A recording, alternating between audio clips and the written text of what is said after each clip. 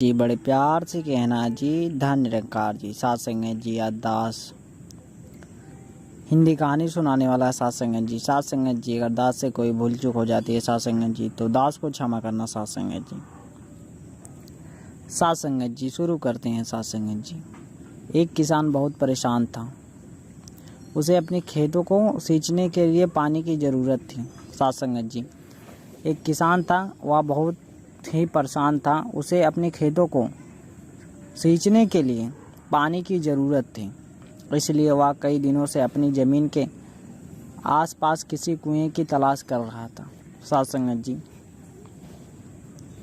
उसे ज़मीन की एक तलाश थी, ज़मीन के आसपास की कुएं की तलाश थी। साथ संगत जी इसी तलाश में वह घूम ही रहा था कि अचानक उसे एक कुआं दिखा। साथ संगत जी बहुत घूमने के बाद उसको अचानक एक कुआं देखने को मिलता है। यह कुआं उसके खेतों से बहुत नज़दीक था, इसलिए किसान बहुत खुश हुआ। उसने सोचा कि अब उसकी परेशानी खत्म हो गई। साथ संगत जी वह जैसे ही उसको कुआं मिलने के बाद वह सोचता है कि अब तो मेरी परेशानी दूर हो गई। यह सोचकर वह खुशी खुशी घर चला गया। साथ संगत जी यही सोचकर वह खुशी खुशी अपने घर लौट जाता है। अगले दिन वह पानी लेने कुएं पर पहुंचा। साथ संगत जी दूसरे दिन वह पानी लेने के लिए पहुंचता है किसान। जैसे ही उसने कुएं के नज़दीक रखी बाल्टी कुएं में डाली, साथ संगत जी जैसे ही वह बाल्टी कुएं में डालता है, वह एक आदमी धमाका वह किसान से बोला धमका। साथ संगत जी वहाँ पे एक किसान था, वह आदमी को धमका। वह किसान से बोला यह कुआं मेरा है, तुम इससे पानी नहीं ले सकते। साथ संगत जी एक किसान से दूसरा किसान कह रहा था कि यह कुआं मेरा है, मैं तुम्हें पानी नहीं लेने दूंगा। साथ संगत जी वह किसान कह रहा था अगर तुम इस कुएं से पानी लेना चाहते हो तो तुम्हें इस कुएं को खरीदना होगा। साथ संगत जी वह दूसरा किसान कहने लगा कि अगर आपको इस खेत से पानी लेना है तो आपको इस कुएं को खरीदना पड़ेगा मुझसे। या एक किसान दूसरे किसान को कहता है। यह बात सुनकर किसान कुछ देर रुका और फिर मन ही मन सोचने लगा। साथ संगत जी यह बात किसान सुनता है और कुछ ही देर बाद वह मन ही मन कुछ सोचने लगता है कि अगर मैं इस कुएं को खरीद लूं तो मुझे कभी पानी की कमी नहीं होगी और ना ही मुझे पानी के लिए इधर उधर भटकना पड़ेगा।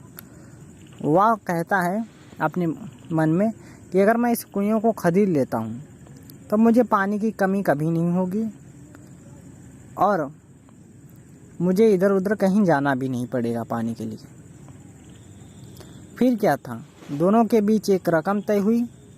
किसान के पास उतने पैसे तो थे नहीं, लेकिन वह एक मौका छोड़ना नहीं चाहता था।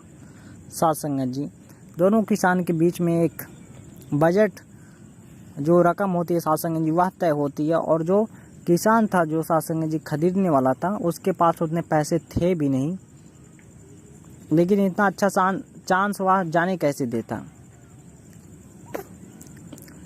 वह उस आदमी को अगले दिन वह रकम देने का वादा किया।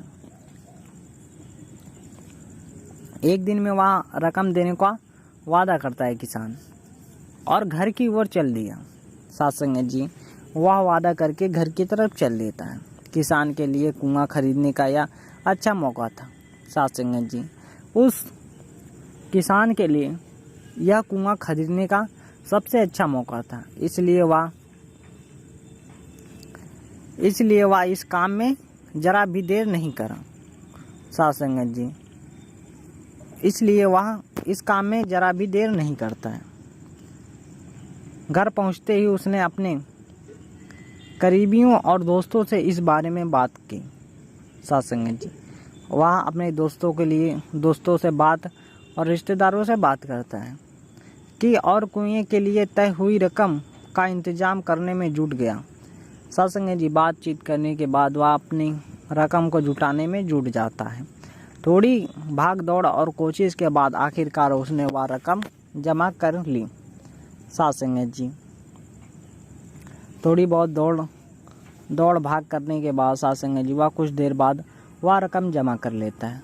अब वह पूरी तरह से निश्चित हो चुका था। अब वह पूरी तरह से आराम से बैठ गया था रकम जुटाकर कि उसे कुआं खरीदने से कोई नहीं रोक सकता। वह सोच रहा था कि मुझे कुआं खरीदने से कोई नहीं रोक सकता। जमा हुए पैसों को लेकर वह फिर घर चल दिया। सत्संग जी जो कुछ भी उसने पैसे जमा किए थे वह लेकर फिर वह घर चल देता है। उसे बड़ी बेसब्री से इंतज़ार था कि कब रात खत्म होगी और वह कुआं खरीदने जाएगा। सत्संग जी उसे बहुत बेसब्री से इंतज़ार था। वह सोचता था कि कब दिन होगा और मैं जल्दी से जाऊंगा कुआं खरीदने। इसी सोच में वह पूरी रात सो नहीं सका। सत्संग जी वह पूरी रात सोता नहीं है इसी के चक्कर में, सोचने के चक्कर में। अगले दिन सुबह होते ही वह कुआं खरीदने निकल पड़ा। सत्संग जी सुबह होते ही वह कुआं को खरीदने के लिए निकल पड़ता है। उस आदमी के घर पहुंच किसान ने उसके हाथ पर पैसे रखे। सत्संग जी कि उस आदमी के घर पहुंचता है दूसरा किसान और उसके हाथ पे किसान पैसा रखता है और कुएं को खरीद लिया। सत्संग जी उसने पैसा देकर कुएं को खरीद लेता है। अब तो कुआं किसान का हो गया था।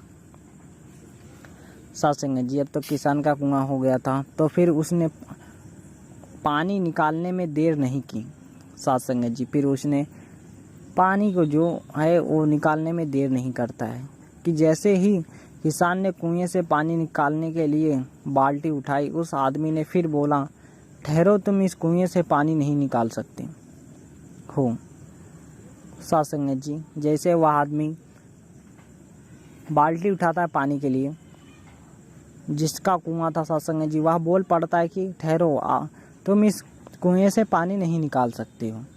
मैंने तुम्हें कुआं बेचा है, कुएं का पानी नहीं, अभी भी मेरा है।